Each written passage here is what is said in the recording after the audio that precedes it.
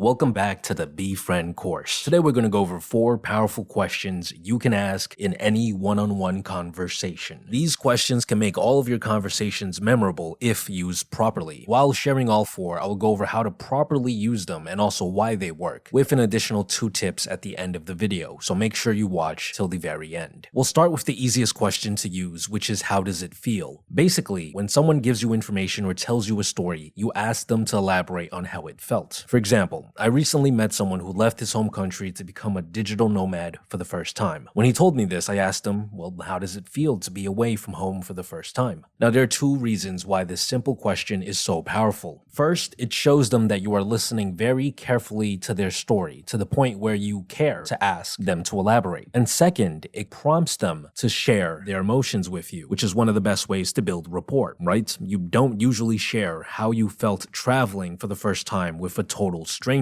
You usually save that for family members and close friends. With strangers, we usually only share what we've done, not how something made us feel. Moving on, we have the assumption. Now, this isn't really a question. An assumption is made when you guess something about the other person. For example, if you're talking about family, you can say something like, you seem like you're an only child. When you make an assumption like this, people will usually respond to it as if it were a question. If it's true that they were an only child, they'll respond with something along the lines of, yeah, but how did you know? Or if it isn't true, they'll say something like, no, I do have siblings, but why did you think I'm an only child? Assumptions are powerful because if you guess correctly, it makes it seem like you're some sort of psychic, like you're paying such close attention that you can see into their soul, which is extremely memorable because it's very rare to come across people who pay such close attention. And if you guess incorrectly, it causes the other person to respond with a question, which gives you a chance to take the conversation deeper. In the example from before, if I guessed wrong and they asked me why I thought they were an only child, I could say something like, well, you seem very confident, like you're used to doing things alone. This is extremely powerful because I'm throwing in a little compliment and I'm stacking it with another assumption. And on top of all of that, I'm giving them the opportunity to share some type of story.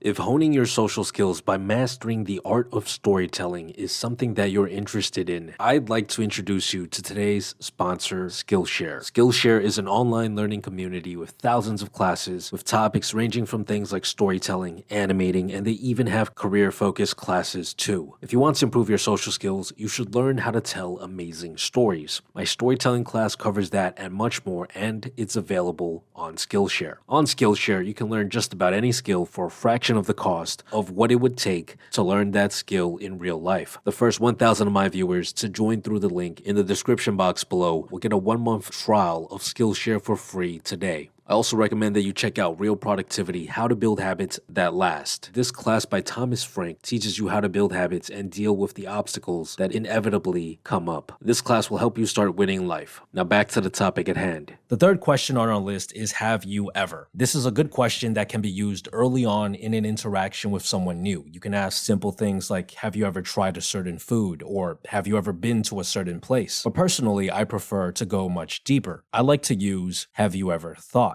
Because what interests me the most about people is how they think. So for example, oftentimes when I'm at a rooftop bar with someone new, I'll look out at the city below and ask them, have you ever thought about jumping? Now, this is a pretty risky ask because you're potentially shifting the conversation to a very touchy subject, and some people are not comfortable with sharing such things. But most of the time, people are cool with it, and the conversation can go pretty deep. I've had people tell me intense stories about hardships they had to deal with that caused them to have such thoughts. It's stories like these that make the interaction unforgettable. Now, of course, there are less risky things to ask, such as, have you ever thought about having kids? Or have you ever thought about where you'll be in 5 years? Questions like these are all pretty good. And finally, the last question on my list today is, what's the story? I usually use this to point out something that I've noticed about the other person. For example, a really easy one to do is, if the person you are talking to has tattoos, you can easily ask them something like, so what's the story behind that tattoo? If they don't have something as obvious as a tattoo, you could point out an article of clothing or a scar or even something they believe in. This is a good question because it directly prompts the other person to share a story with you. And as we know from previous lessons in the Befriend course, the more stories someone shares with you, the closer they will feel with you. Because the truth of the matter is, there aren't actually many people in our lives that we share many stories with. Now, there are 2 more tips that I want to mention before we wrap this up. The first is in regards to to how often we should be asking these types of questions. The rule of thumb is don't ask the same type of question back to back, and also don't ask too many questions without spacing things out with normal comments. The second tip is that you must be genuine. You must have a genuine desire to find out the answers to your questions. You can't be asking them just because you watched a YouTube video that says these are good questions to ask. You must be genuinely curious about the other person so that your body language reflects it. If you don't know how to do this, you're probably too much in your head worrying about what they think of you. I hope this video was helpful. Make sure to watch the other videos in the Befriend course. And besides that, guys,